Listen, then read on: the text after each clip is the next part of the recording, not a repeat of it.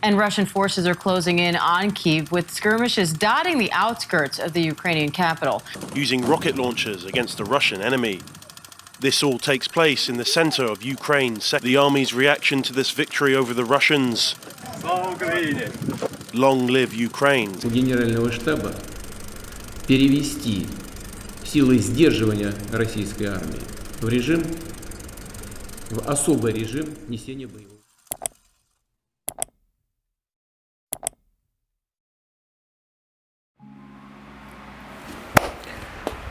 Oke, assalamualaikum warahmatullahi wabarakatuh. Sudah cukup lama saya tidak pernah buat video lagi di channel ini sejak video terakhir mengenai G30 SPKI di Indonesia. Namun saat ini saya ingin mencoba membahas sebuah peristiwa yang sedang terjadi saat ini di dunia, yang tentu saja nantinya akan menjadi sejarah yang cukup penting bagi sejarah dunia. Ya, tepatnya yaitu invasi Rusia ke Ukraina yang terjadi beberapa hari yang lalu. Pada mulanya sebenarnya kalau kita perhatikan invasi Rusia ke Ukraina ini hanya bisa dikatakan sebagai sebuah peristiwa geopolitik yang tidak terlalu besar. Namun yang tidak kita sadari sebenarnya bahwa invasi ke Rusia ke Ukraina ini adalah salah satu peristiwa paling penting yang terjadi di Eropa. Kenapa? Karena ini bisa dikatakan sebagai situasi terburuk yang ada di Eropa pasca Perang Dunia Kedua. Kenapa? Oke, saya sudah buat listnya yang akan kita bahas kali ini. Oke.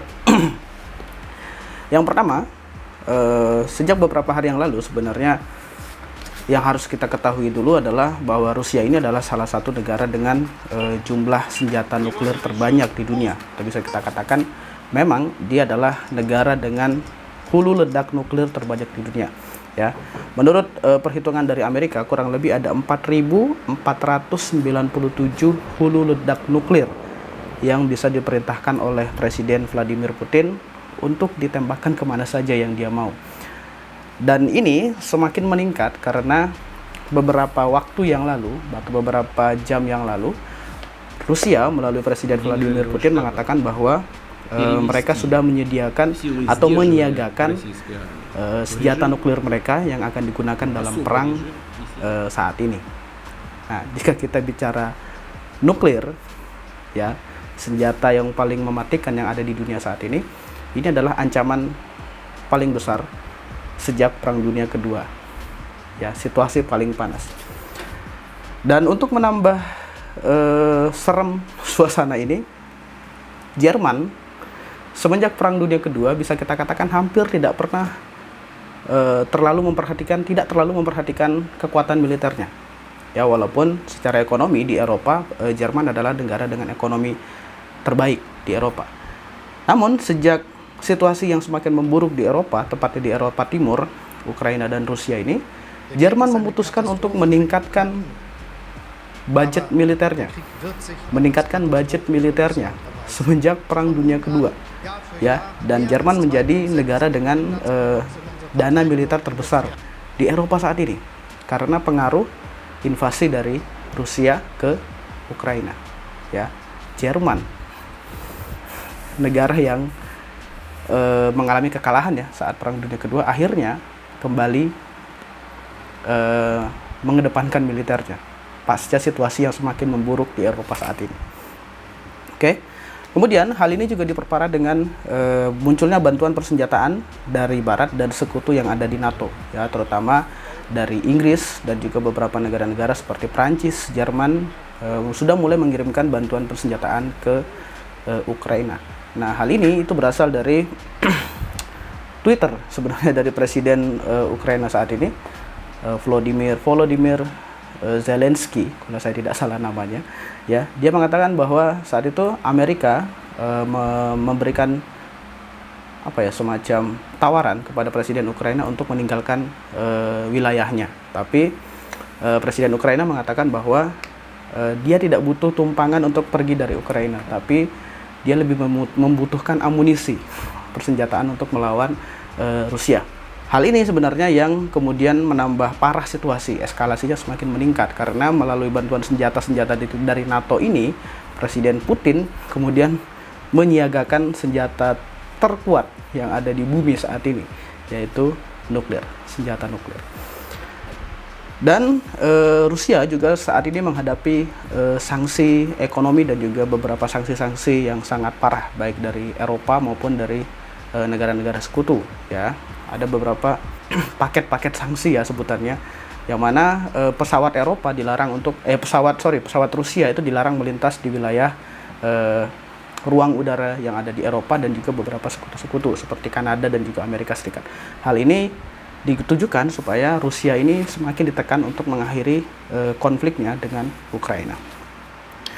Nah, kemudian ada juga satu yang cukup unik, ya. Kalau kita tahu orang terkaya di dunia saat ini, Elon Musk, melalui perusahaannya Starlink, dia menyediakan bantuan berupa internet kepada rakyat yang ada di Ukraina, karena bisa dikatakan Rusia ini juga mengancam memutus hubungan komunikasi internet yang ada di Ukraina. Namun dengan bantuan dari Elon Musk melalui Starlink-nya, internet di Ukraina masih tetap bagus dan kita masih bisa mendengar kabar-kabar terkini apa yang terjadi di Ukraina saat ini. Oke. Nah, ini adalah 4 hari ke belakang ini atau 5 hari ke belakang ini adalah situasi paling panas yang terjadi di Eropa sejak Perang Dunia Kedua. Oke, bagaimana sebenarnya gambaran perang yang terjadi di Ukraina saat ini? Ya, pertama, melalui beberapa unggahan di media sosial, Presiden Ukraina saat ini, Volodymyr Zelensky, itu masih bertahan di Ukraina bersama pejabat-pejabat pemerintahannya. Ya, ini bisa dikatakan salah satu tindakan paling berani ya sepanjang sejarah, di mana ada pemimpin suatu negara yang mengalami invasi masih tetap bertahan di negaranya. Ya, dan hal ini juga mengobarkan perlawanan rakyat, karena rakyat melihat bahwa presidennya sendiri tidak melarikan diri. Ya. Kenapa sebenarnya Ukraina ini mampu bertahan melalui serangan Rusia yang cukup bertubi-tubi beberapa waktu ini? Karena Ukraina dan Rusia itu memiliki akar sejarah yang sama. Ya, mereka dulu adalah satu negara yang padu, ya, satu negara di bawah pemerintahan Uni Soviet. Dan ketika ketika Soviet diserang oleh Nazi Jerman, Ukraina dan Rusia ini berada memiliki satu musuh yang sama, yaitu Nazi Jerman, dan ya mereka memiliki semangat pertarungan yang cukup kuat. Ya, jadi Rusia dan Ukraina ini sebenarnya adalah satu bangsa atau satu suku bangsa yang memiliki semangat yang sama, perjuangan yang sama. Jadi mereka memiliki sejarah yang sama, dan ya mereka ini adalah orang-orang kuat yang cukup sulit untuk ditaklukkan sebenarnya. Dan inilah yang membuat orang-orang Ukraina itu masih tetap semangat sampai saat ini untuk melawan invasi dari Rusia. Nah, militer dari Ukraina dan juga warga di Ukraina saat ini melakukan perang kota, atau bisa katakan ya urban war zone, ya, zona perang kota, di mana mereka melakukan pertempuran dari jalanan, ya, dari jalanan ke jalanan. Dan banyak warga Ukraina saat ini yang mereka itu sampai membuat bom molotov terbuat dari botol yang diisi dengan cairan yang mudah terbakar, kemudian dibakar dan dilemparkan ke tank-tank yang ada di tank-tank milik Rusia, ya, kendaraan lapis baja milik Rusia. Dan ini berhasil, ya, ini berhasil kerjasama antara militer dan juga warga dari Ukraina langsung. Nah, sedangkan bagi warga-warga yang tua, anak-anak dan wanita, itu kebanyakan saat ini sudah melakukan pengungsian, ya, baik itu ke wilayah Eropa Barat, ya, sebagian ke Polandia, ada yang ke Romania, dan ada beberapa lebih jauh lagi sampai ke Prancis, dan ada yang sebagian yang sudah menyeberang jauh ke Inggris, ya. Dan mereka semua sekarang statusnya adalah sebagai pengungsi, ya, karena negara mereka sedang diinvasi oleh Rusia. Ya, setiap ada perang tentu saja selalu ada yang namanya korban dari sipil, ya, korban sipil yang seharusnya mereka ini bisa hidup dengan tenang, namun efek perang, ya, ini yang terjadi. Mereka harus melakukan pengungsian. Dan warga di sana, kalau kita lihat di beberapa berita akhir-akhir ini, bahkan mereka dengan sukarela bergabung dengan militer dan menawarkan diri mereka di militer untuk ikut serta mempertahankan negara mereka dari invasi Rusia. Nah, sebenarnya dalam sejarah bagaimana sih ini terjadi? Kenapa sih Rusia ngebet banget pengen melakukan invasi kepada Ukraina? itu bisa kita tarik jauh sebelum era Rusia saat ini, bahkan lebih jauh lagi sebelum era Soviet, ya. Tepatnya sebelum munculnya kekaisaran Rusia di akhir Perang Dunia Pertama, atau Rusia di akhir Perang Dunia Pertama, ya. Dulu sebelum ada Rusia itu ada sebuah daerah yang disebut dengan nama Kievan Rus. Kievan Rus, ya. Nah, Kievan Rus itu sebenarnya adalah nenek moyang dari bangsa Rusia atau bangsa Slavia kita sebutnya, ya, karena mereka itu suku bangsanya adalah Slavia. Nah, titik mula mereka berdiri itu ada di sebuah kota yang saat ini kita kenal dengan nama Kiev. Dan Kiev itu berada di Ukraina. Presiden terakhir dari Uni Soviet, yaitu Mikhail Gorbachev, dia itu sebenarnya adalah setengah Ukraina dan setengah Rusia. Ibunya adalah seorang dari Ukraina dan ayahnya adalah Rusia. Dan memang sedekat itu pengaruh antara Rusia dan juga Ukraina. Dan ini memang bisa kita katakan Ukraina ini adalah ibu dari apa yang kita tahu sebagai Rusia saat ini. Nah, hal ini juga menjadi ambisi yang cukup besar dari seorang perwira intelijen dari Soviet, namanya KGB, ya. Orang itu adalah presiden Rusia saat ini, Vladimir Putin. Dalam beberapa kesempatan Vladimir Putin itu selalu mengatakan bahwa pecahnya Uni Soviet dan berpisahnya Ukraina dengan Rusia adalah sebagai kehancuran terbesar di abad ini, karena bisa kita katakan bahwa Putin ini adalah seorang nasionalis sejati yang dia itu tahu bahwa sebenarnya Ukraina dan Rusia ini adalah satu bangsa yang satu, yang padu, yang harusnya mereka ini menjadi satu tempat, dan ini malah terpisah akibat kekuatan dari mana? Kekuatan dari Barat, ya, NATO, Amerika dan sekutu-sekutunya. Nah, jadi ketika memasuki abad ke-20, ketika Ukraina itu memiliki kemerdekaannya di tahun 1990-an, dan mereka itu semakin mendekati Eropa Barat, ya, semakin mendekati Barat, dan Putin sangat tidak senang, ya, ketika Ukraina ini bergabung dengan baik itu NATO ataupun Uni Eropa, NATO maupun Uni Eropa, sehingga ketika di tahun 2014 Putin itu sampai melakukan invasi, ya. Jadi sebelum invasi di 2022 ini sudah pernah ada invasi sebelumnya ke Ukraina, tepatnya itu di wilayah Crimea, ya, yang mana sekarang Crimea itu berdiri sendiri walaupun tetap di bawah pengaruh dari Rusia. Nah, hal ini juga sama terjadi di tahun ini 2022 ketika serangan Rusia, invasi Rusia ke Ukraina. Rusia itu memberikan kemerdekaan kepada dua wilayah yang pro Rusia, yaitu Luhansk dan Donetsk. Ya, dua wilayah ini dinyatakan sebagai negara yang merdeka walaupun sebenarnya dulu dua wilayah ini berada di wilayah Ukraina. Ya, itu yang terjadi saat ini. Nah, itu sejarahnya. Jadi Putin ini pengen supaya Ukraina ini sebagai nenek moyang atau akar dari Rusia saat ini kembali bergabung dengan Rusia, atau ya seperti itulah yang bisa kita katakan. Nah, bagaimana endingnya atau bagaimana akhirnya? Kalau kita tebak-tebak, ya, kemungkinan ini akan berakhir di meja perundingan, ya, karena memang saat ini sudah ada mulai pembicaraan antara Rusia dan Ukraina untuk mengakhiri konflik, ya. Yang terakhir akan diadakan perundingan di wilayah Belarus, Ukraina dan juga Rusia akan bertemu di sana untuk membahas perdamaian.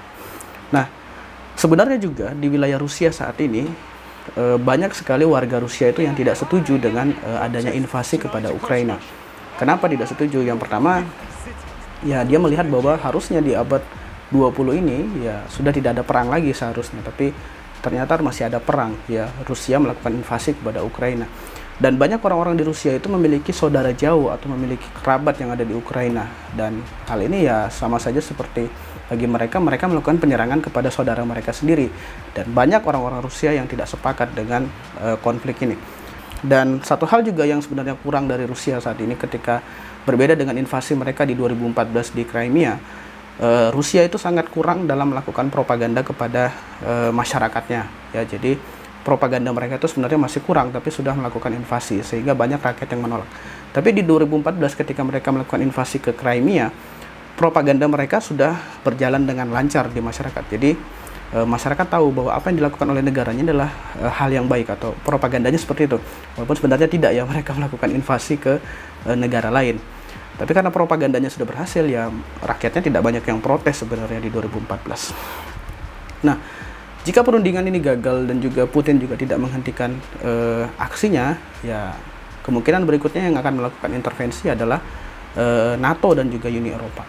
Ya, NATO dan Uni Eropa akan melakukan intervensi terhadap konflik ini, walaupun sekarang masih pasif ya, hanya mengirimkan bantuan persenjataan ataupun bantuan kemanusiaan. Ya, belum ada tindak lanjut lebih seperti mengirimkan pasukan dari NATO ataupun pasukan dari Uni Eropa. Dan ya ini bisa saja terjadi sebenarnya. Ya, konflik atau perang itu selalu meningkat sampai ada satu pihak yang memutuskan untuk stop dan menyerah. Ya, selalu meningkat. Dan sebenarnya agak sulit sebenarnya kalau kita katakan Rusia ini akan menyerah di akhirnya ya. Bisa kita lihat Rusia adalah salah satu negara adikuasa terbesar di dunia saat ini. Ya, nuklirnya aja yang paling banyak di dunia. Jadi ketika Rusia menyerah, ya sama saja mereka mempermalukan diri mereka sendiri toh. Mempermalukan diri mereka sendiri ya. Agak sulit sebenarnya kalau kita lihat bahwa Rusia ini menyerah. Ya kemungkinan yang akan menyerah adalah Ukraina. Ya walaupun mereka juga sampai saat ini menolak untuk menyerah kepada Rusia. Ya, terakhir kemungkinan terburuk yang akan terjadi adalah ya Ukraina akan jatuh. Kiev, ibu kota Ukraina akan dikuasai dan ya Ukraina menjadi bagian dari Rusia.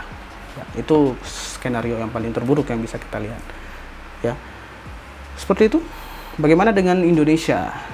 Ya, Indonesia sampai saat ini masih melakukan hal-hal sebagaimana negara yang lain ya, melakukan kutukan kepada Rusia. Ya, menolak keras invasi Rusia kepada Ukraina ya, tapi kita tidak punya suara besar ya di dunia internasional.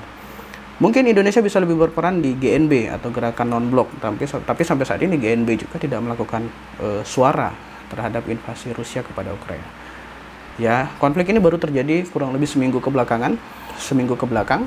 Ya, kita masih menunggu seperti apa ke depannya. Semoga saja ke depannya konflik ini tidak semakin meluas dan melebar. Oke, sekian dari saya. Terima kasih atas waktunya. Saya akhiri. Assalamualaikum warahmatullahi wabarakatuh.